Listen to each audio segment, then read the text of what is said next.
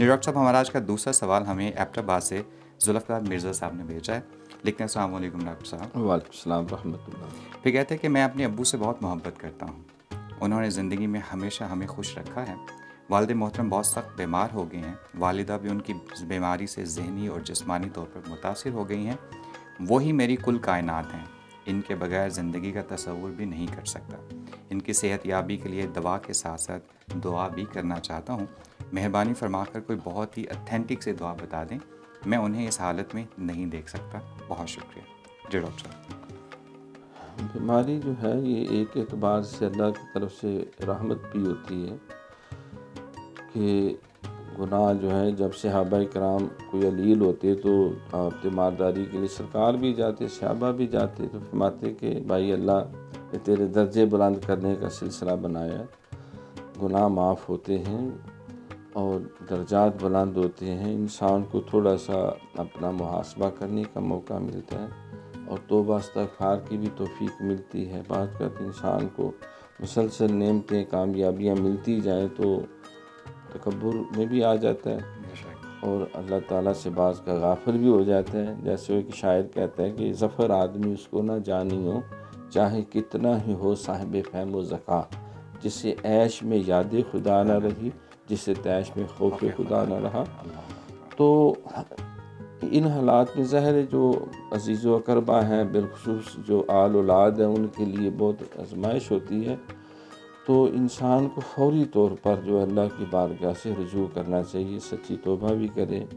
اگر کوئی حقوق اللہ حقوق العباد کے معاملے میں کوئی اونچ نیچ ہو جاتی ہے بعض کا، تو اس کو بھی اللہ کے حضور جو ہے وہ معذرت کرے. اگر بندوں سے متعلقہ ہے تو بندوں کے ساتھ جو ہے معاملہ اپنا درست کرے، کیونکہ انسان پہ جو بعض کا آزمائشیں جو ہیں بلندی درجات کا بھی ذریعہ ہوتی ہیں، لیکن بسا اوقات انسان کی جو مس مینجمنٹ کہہ لیں یا غلط حکمت عملی کہہ لیں، وہ بھی اس کے لیے جو ہے وہ وبال جان بن جاتی ہے. تو اس میں جو اللہ نبی نے ایک ہمیں طریقہ تجارت کرنے کا، معاملات بندوں سے درست رکھنے کا کیا، تو اس میں جب کوئی اتار چڑھاؤ ہو تو فوراً اس کا ازالہ کیا جائے.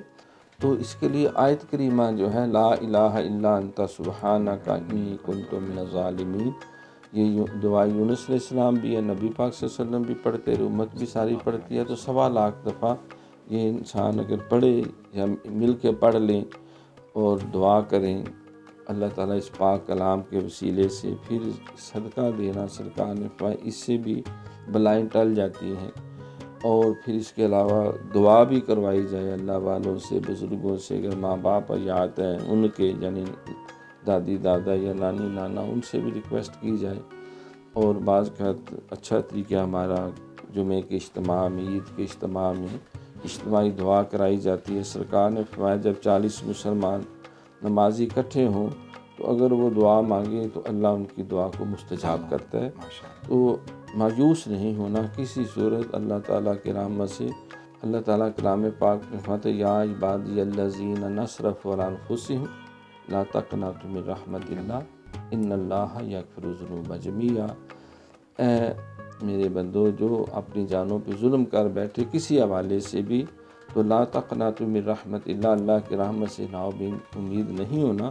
ان اللہ یغفر الذنوب جميعا، اللہ سارے گناہ معاف کر دیتا ہے، معاف کرنے پہ قدرت رکھتا ہے. ایک اور جگہ فرمایا کہ اے محبوب نے کہہ دو کہ اگر تم جو ہے اپنا کوئی ایسی غلطی خطا ہو جائے تو تیرے پاس آئیں اور تیرے پاس آ کر اللہ سے استغفار کریں اور آپ بھی ان کے لیے استغفار کی دعا کریں. تو لوجد اللہ تواب الرحیمہ، تو اللہ تعالیٰ کو کرم کرنے والا اور رحم کرنے والا پاؤ گے. تو اس سے ہمیں یہ بھی ایک پیغام ملا کہ انسان کو اپنے بزرگوں سے رجوع کرنا چاہیے اور ان سے دعا لینی چاہیے. خود بھی استغفار کریں، ان سے بھی دعا کی درخواست کریں. تو انشاءاللہ تعالیٰ اللہ اپنی رحمت فرما دے گا. باقی یہ زندگی موت کا نظام ہے.